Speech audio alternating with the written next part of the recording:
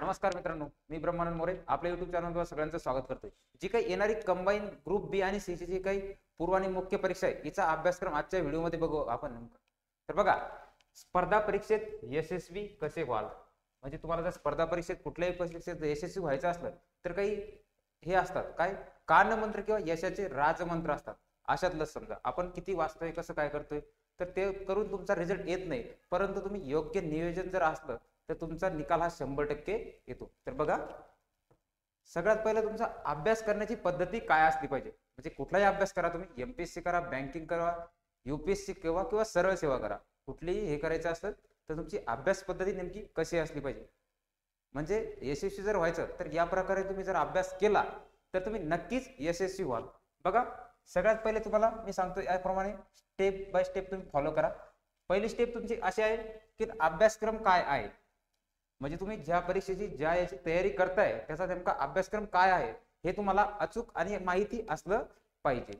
त्यानंतर हे जर तुम्ही समजा अभ्यासक्रम बघितला पहिले, नंतर समोर तुमची दुसरी स्टेप जी आहे पीवायक्यू, म्हणजे तुमच्या ज्या काही गतकालीन पेपर झालेले आहेत किंवा मागील वर्षी जे काही पेपर झालेत ते तुम्ही छाननी करा ते पेपरची, की कोणते टॉपिक हायलाइट होतात, कोणते टॉपिक वारंवार विचारले जातात, कोणते टॉपिक कमी होत चालले किंवा वारंवार विचारले जातात, यानुसार तुम्हाला काय मिळेल यामधून तुम्हाला कळेल की नेमका अभ्यास काय करायचा। त्यानंतर पुढचं तिसरी स्टेप म्हणजे काय, सराव।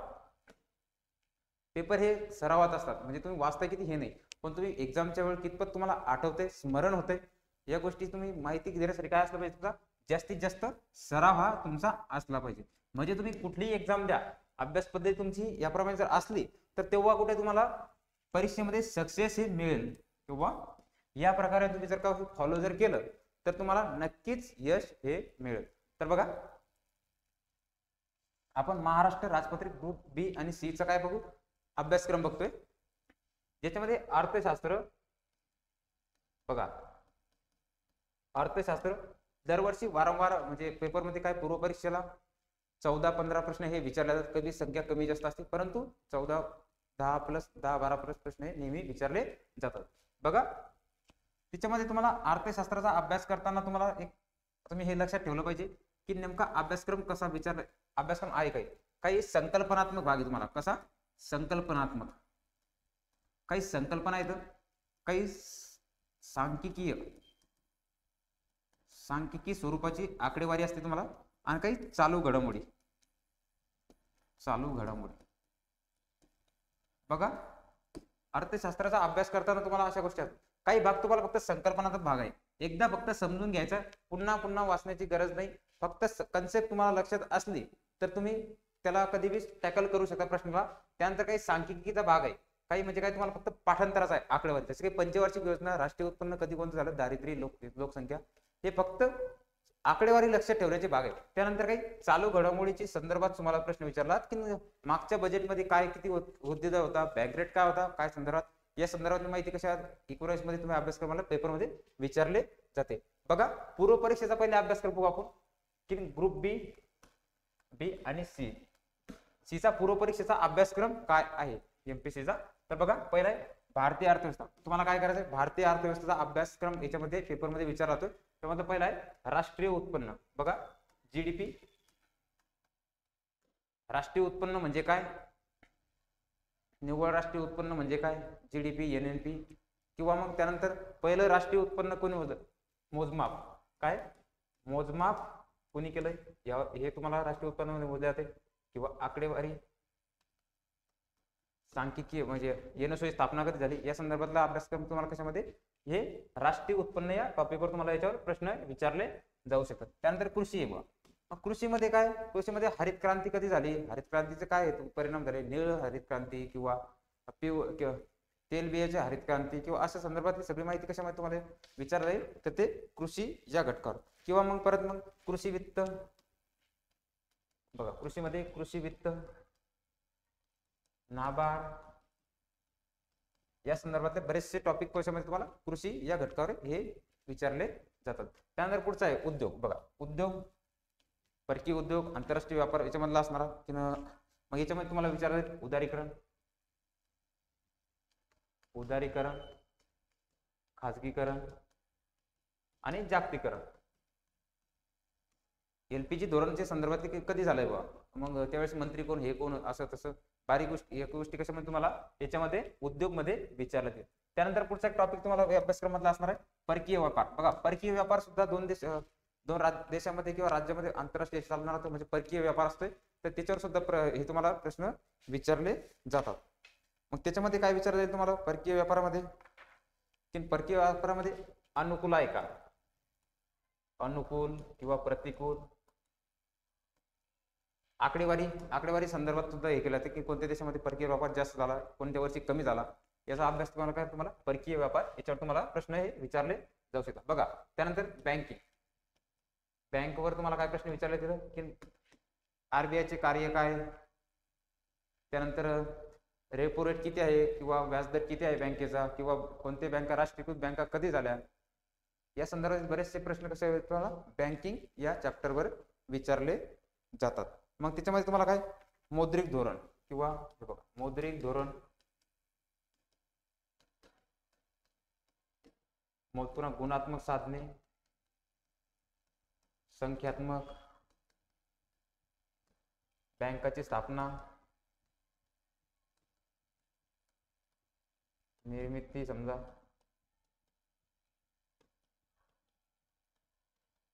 निर्मिती, या संदर्भातले हे कशाला तुम्हाला विचारले, हे तुम्हाला बँकिंग या चॅप्टरवर तुम्हाला प्रश्न विचारले जातात अभ्यासक्रमातले हे. त्यानंतर बघा पुढचे लोकसंख्या, यावर या घटकावर वारंवार प्रश्न विचारले जाते. लोकसंख्येवर एक प्रश्न म्हणजे फिक्स दरवर्षी असतो म्हणजे असतोय. बघा लोकसंख्या कोणत्या राज्यात किती, दाट घनता, विरळ घनता, लोकसंख्येत सगळ्यात कमी असणारे हे कोणते, जास्त कुठे, सुशिक्षित कुठे, अशिक्षित किती, हे तुम्हाला भूगोलामध्ये सुद्धा हा टॉपिक आहे आणि इकडे सुद्धा टॉपिक आहे आणि या पूर्व आणि मुख्यला सुद्धा हा टॉपिक आहे. त्यामुळे हा अत्यंत महत्वाचा घटक कशामध्ये पूर्व परीक्षेला तुम्हाला विचारला जातो. त्यामुळे लोकसंख्येची हे तुम्हाला पाठ म्हणजे पाठच असलं पाहिजे की लोकसंख्या स्वातंत्र्यापूर्वीची कोणती घनता आहे, आपली लोकसंख्या आहे आणि मागे किती झाल्या, पूर्वीच्या किती येतं, आताच्या किती, पहिली कोणी केली, या संदर्भातले प्रश्न तुम्हाला लोकसंख्येवर विचारले जातात. बघा त्यानंतर पुढचा आहे दारिद्र्याचे मोजमाप. याच्यात काय संकल्पना, फक्त काय संकल्पना, सापेक्ष दारिद्र्य म्हणजे काय, निरपेक्ष दारिद्र्य म्हणजे काय, मग अलकबार गटाने कोणतं ऐकलं, तेंडुलकर यांनी कोणतं, पगारिया यांनी, या संदर्भात तुमची आकडेवारी हे कशामध्ये तुम्हाला विचारले जाईल, संकल्पना विचारली, त्यानंतर आकडे. बघा दारिद्र्यामध्ये तुम्हाला आकडे आणि संकल्पना तुम्हाला विचारल्या जातात. त्यानंतर पुढचं आहे बेरोजगारी. याच्यामध्ये सुद्धा तुम्हाला काय संकल्पना, फक्त काय संकल्पना आणि आकडे. बघा याच्यामध्ये तुम्हाला काय आकडे सुद्धा लक्षात ठेवावे लागतील. मग तुम्हाला याच्यामध्ये विचारले जाते की बेरोजगारी म्हणजे काय, बेरोजगारी दर किती असते, कसं मोजलं जाते, मग साप्ताहिक कसे असते, काम करण्याचे हे असणार, मग ग्रामीण कोणती, हंगामी कोणती, छुपी कोणती, प्रसन्न कोणती, या संदर्भातले सगळे काही हे असणार संकल्पना कशामध्ये तुम्हाला बेरोजगारी यामध्ये आहेत. तर हा सुद्धा एक पेपरमध्ये महत्वाचा सिलेबसला हे आहे. त्यानंतर पुढचा एक हे आहे मुद्रा.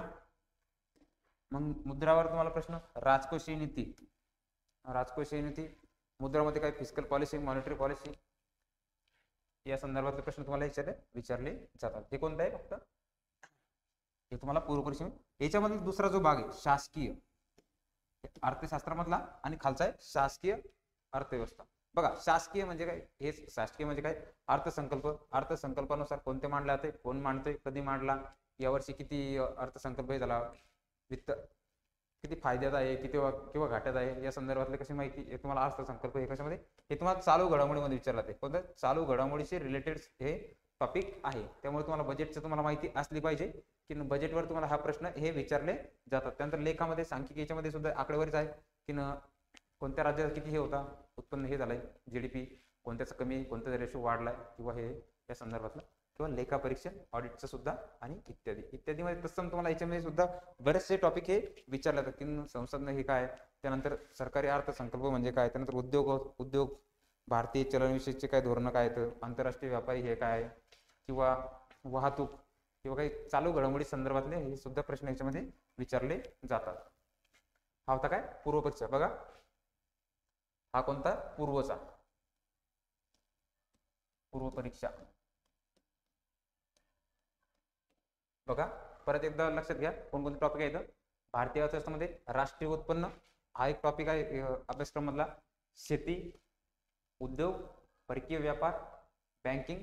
बँकिंग मध्ये लक्षात ठेवा, बँकिंग मध्ये कन्सेप्टचा भाग आहे आणि काही आकडेवारीचा भाग आहे. पूर्वीच्या बँका कधी झाल्या, स्थापना कधी झाली, राष्ट्रीय बँकाचे कधी झाले, आधी कोणत्या झाल्या, नंतर किती झाल्या, 6 कधी झाल्या, या संदर्भात सगळं तुम्हाला बँकिंग मध्ये. लोकसंख्या, याच्यात फक्त पाठांतराचा प्युअर पाठांतरा भाग आहे, सांख्यिकी, त्यानंतर दारिद्र्यामध्ये संकल्पना आहेत आणि हे काही भाग हे पाठ करण्याचा आहे आकडेवारीचा. आणि बेरोजगारीमध्ये संकल्पना आणि कुठं बेरोजगार कोणत्या जिल्ह्यामध्ये जास्त, कोणत्या राज्यामध्ये जास्त आहेत, कमी जास्त, या संदर्भात मुद्रा, याच्यामध्ये काही संकल्पना आहेत, याच्यामध्ये सुद्धा बघा. हा झाला पूर्वचा बघा. आणि मुख्यचा अभ्यासक्रम काय आहे या संदर्भात. मुख्य म्हणजे काय, पूर्वचा ज्यावेळेस तुम्ही हे करताय त्याचबरोबर तुमचा मुख्यचा सुद्धा काही हे आहे अभ्यासक्रम. अर्थव्यवस्था, नियोजन, विकास विषयक अर्थ. यांनी मुख्यच्या याच्यामध्ये काय विचारलं, अर्थशास्त्र विचारलं, त्यानंतर नियोजन प्लॅनिंग कसं असलं पाहिजे, विकास आणि या संदर्भातला अर्थशास्त्र. त्यांनी मग टॉपिक 2 दिलेले आहेत, एक भारतीय अर्थव्यवस्था, म्हणजे हा एक समजा गृहीत धरा पहिला, आणि दुसरा काय भारतीय अर्थव्यवस्था. बघा याच्यामध्ये त्याला समग्र लक्षी अर्थशास्त्र. समग्र म्हणजे काय, स्थूल म्हणा त्याला किंवा बृहत, बृहत म्हटलं तरी काही हरकत नाही. याच्यामध्ये कोणते टॉपिक आहेत मग तुमचं ते आलंच, ते राष्ट्रीय उत्पन्न काय आहे, बँकिंग वगैरे या संदर्भात पूर्ण अभ्यास कशामध्ये तुमचा असणार आहे, समग्र लक्षीमध्ये. त्यानंतर वृद्धी आणि विकास. बघा वृद्धी इकॉनॉमिक ग्रोथ आणि डेव्हलप काय आहे, मग त्याबद्दल तुम्हाला कोणते याची कमी झाली, कोणते जास्त आहे, या संदर्भातलं तुम्हाला काय हे याच्यामध्ये विचारल्या जाते. त्यानंतर सार्वजनिक वित्त, बजेट. बजेट पहिलं कधी मांडलंय, बजेट कधी मांडू शकतो, हे करू शकतो, कमी कोणतं तुटीचा अर्थसंकल्प किंवा समतोल शिल्कीचा, कोणत्याच्या कोण मांडतोय, कधी मांडला जातोय, यावर्षी कोणी मांडला, या संदर्भातला हे कुठे, हे तुम्हाला पूर्वला बी आहे. आणि हे बघा पूर्व प्लस मुख्य, पूर्व प्लस मुख्यचा टॉपिक आहे. त्यानंतर आंतरराष्ट्रीय व्यापार. आंतरराष्ट्रीय व्यापार म्हणजे परकीय व्यापारामध्ये विचारलं जाते तुम्हाला, अनुकूल कोणता आहे, प्रतिकूल कोणता आहे, कोणत्या वर्षी कोणता व्यापार जास्त झाला, कोणता कमी झाला, या संदर्भातली इतंभूत माहिती कशामध्ये असते तुम्हाला याच्यामध्ये. आणि आंतरराष्ट्रीय भांडवलमध्ये भांडवल कोणते कमी घेतले, कोणी जास्त घेतले, या संदर्भात कशामध्ये तुम्हाला असणार आहे, आंतरराष्ट्रीय व्यापार भांडवलमध्ये असणार. बघा पुढचे काही भारतीय अर्थव्यवस्थेमध्ये त्यांनी काय विचारते अभ्यासक्रमानुसार. भारतीय अर्थव्यवस्था म्हणजे काय, तिथं तुम्हाला कळलं अर्थव्यवस्था आव्हाने कोणती बा, अशा प्रकारे जर अर्थव्यवस्था चालत असली तर पुढची समस्या कोणती भेडसावणार आहे, तर आपल्याला काय काही कमी जास्त उत्पन्न होऊ शकते, गरिबी निर्माण होऊ शकते, काही तांत्रिक तुटवडा भासू शकतो, वित्त हानी होऊ शकते किंवा वित्तपूर्व कर्ज दुसऱ्याकडून घ्यावं लागते, या संदर्भात सगळं कुठे आहे त्याच्यामध्ये तुम्हाला अर्थव्यवस्था आव्हाने तुम्हाला आहेत. आणि आर्थिक सुधारणा तुम्ही याच्यावर काय तोडगा उपाय किंवा करू शकता, या संदर्भात सुद्धा तुम्हाला प्रश्न विचारले जातो. बघा पुढचे भारतीय शेती आणि ग्रामीण विकास. बघा भारतीय शेतीमध्ये काय तुम्हाला नाबार्डची वित्तीय संस्था म्हणजे कोण हे करते, शीतगृह कोण करते, या संदर्भातले प्रश्न टॉपिक तुम्हाला याला रिलेटेड तुम्हाला विचारले जातात. आणि विकास, ग्रामीणचा विकास, शेती संदर्भात नाबार्ड बँक आहे किंवा इतर काही हे येतं, LIC वगैरे विमा वगैरे त्या गोष्टी, या संदर्भात तुम्हाला काय केलं जाते, किंवा भूरासाची कारण काय येतं, कृषी वित्त काय असते, भूसुधार, कृषी विपणन काय आहे, हे सगळं कृषीला हे आहे. किंवा मग भारतीय पीक विमा काय आहे, त्यानंतर कृषीचे अनुदाने कोणते दिले जातात, या संदर्भात ग्रामीण विकासात जर कृषीचं हे करायचं असलं तर अनुदाने दिले पाहिजे, तर हे कोणते आहेत, या संदर्भातलं कशामध्ये तुम्हाला विचार घेतात. बघा सहकारमध्ये नाना पाना तोटा या तत्वावर काही जे काही चालतात, काही वित्त संस्था वगैरे काही दुसऱ्या काही गोष्टी, या संदर्भातून विचारत. मौद्रिक धोरण, वित्तीय क्षेत्र, जे काही मौद्रिक धोरण आहे, फिस्कल पॉलिसी किंवा मॉनिटरी पॉलिसी, तर मॉनिटरी पॉलिसीमध्ये काय काय आहे, वित्तीय संस्था कोणकोणत्या आहेत, मग खाजगी कोणत्या, सहकारी कोणत्या, या संदर्भातली सगळी माहिती तुम्हाला सगळे कोणते याच्यावर प्रश्न तुम्हाला मुख्य परीक्षेमध्ये विचारला जाऊ शकतो किंवा विचारले जातात, हे त्याचा काय अभ्यासक्रम आहे. बघा त्यानंतर सार्वजनिक वित्त आणि वित्तीय संस्था. सार्वजनिक वित्त म्हणजे काय, त्यानंतर उद्योग व सेवामध्ये उद्योगमध्ये कोणते उद्योग येतात, प्राथमिक उद्योग, लघु उद्योग, कुटीर उद्योग किंवा याचे जीवनावश्यक अशा काही गोष्टी संदर्भात असणार, सेज वगैरे काही बाकी गोष्टीचं हे तुम्हाला कसे याच्यामध्ये विचारते. त्यानंतर सेवा, प्राथमिक सेवा, दुय्यम सेवा, तृतीयक सेवा, वाहतूक वगैरे जे काय आहे आपलं, हे कशामध्ये तुम्हाला विचारलं जाते, हे तुम्हाला सेवा क्षेत्रामध्ये विचारले जाते. रस्ते वगैरे किंवा पहिला कोणी बांधला रस्ता, रोड कोणी बांधला किंवा काय, विमान वगैरे. त्यानंतर पायाभूत सुविधा, हे बी याच्यामध्येच आहे, मुख्य परीक्षेमध्ये टॉपिक आहे. त्यानंतर आंतरराष्ट्रीय व्यापार आणि भांडवल. आंतरराष्ट्रीय व्यापार हा तुम्हाला पूर्वेला आहे प्लस मुख्यला आहे. बघा याच्यात महत्वाचं काय, मुख्य परीक्षेमध्ये महाराष्ट्राची अर्थव्यवस्था तुम्हाला विचारली जाते. अर्थव्यवस्थेमध्ये तुम्हाला महाराष्ट्राच्या याच्यामध्ये काय विचारलं जाईल तुम्हाला, हे फक्त चालू घडामोडीचा भाग आहे. कोणता, चालू घडामोडी, म्हणजे याला तुम्हाला काय अर्थसंकल्प तुमचं वाचन तुमचं असलं पाहिजे किंवा पाठ असलाच पाहिजे, हे या संदर्भातलं आहे. तर बघा पुन्हा एकदा लक्षात घ्या, याच्यातले काही जे टॉपिक आहेत बँकिंग सहकार वगैरे हे तुम्हाला याला पण आहेत आणि पूर्वला आणि मुख्यला सुद्धा आहेत. तर मित्रांनो हा झाला पूर्व परीक्षेचा आणि मुख्य परीक्षेचा अभ्यासक्रम. याप्रमाणे हा अभ्यासक्रम तुम्ही डोळ्यासमोर सातत्याने ठेवा आणि याला धनुष किंवा अनुसरूनच अभ्यासक्रम तुम्ही सुरू ठेवा. बघा हे तर अभ्यासक्रम झाला इथपर्यंत.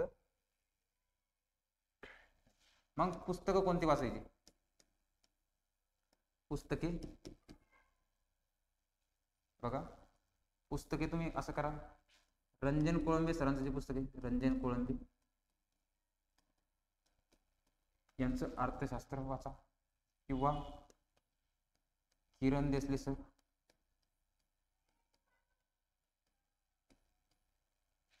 किंवा रमेश सिंग आणि एक अर्थसंकल्प.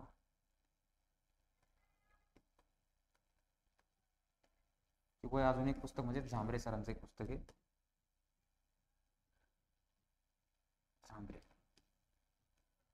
झांबरे सर यांचे एक पुस्तक अर्थशास्त्र तुम्ही वाचू शकता. रंजन कोळंबे सरांचं पुस्तक सुद्धा चांगलं आहे, रमेश सिंग सरांचं सुद्धा, किरण देसले सरांचं सुद्धा पुस्तक चांगलं आहे. फक्त कोणतेही पुस्तक वाचताना तुम्ही एकच पुस्तक घेऊन वाचा. सगळे जर तुम्ही सोबत वाचले तुमचे सगळं कन्फ्युजन होऊन जाईल की नेमकं याच्यामध्ये काय विचार आहे, त्याच्यामध्ये काय विचार. याचबरोबर तुम्हाला पुस्तकामध्ये काय तुम्हाला स्टेट बोर्ड तुमचं वाचलं गेलं पाहिजे. 11वी आणि 12वीचं 11वी 12वीचं स्टेट बोर्ड तुमचे वाचलेलं असलं पाहिजे. ज्यांचं नवीनच बेसिक कन्सेप्ट क्लिअर नाहीत यांनी काय करा, हे पुस्तकं हे वाचा. याचा तुम्हाला नक्कीच परीक्षेमध्ये फायदा होईल. तोपर्यंत मित्रांनो धन्यवाद. भेटू लवकरच एका नवीन व्हिडिओमध्ये. तर तुम्ही चॅनलला नवीन असाल तर चॅनलला सबस्क्राईब करा, लाईक शेअर नक्की करा.